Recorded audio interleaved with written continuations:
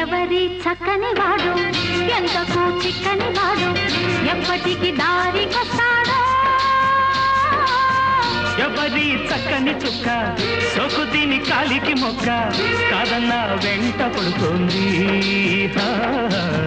కాదన్నా వెంట పడుతోంది ఎవరి చక్కని వాడు ఎంతకు చిక్కని వాడు ఎప్పటికి దారికొస్తాడో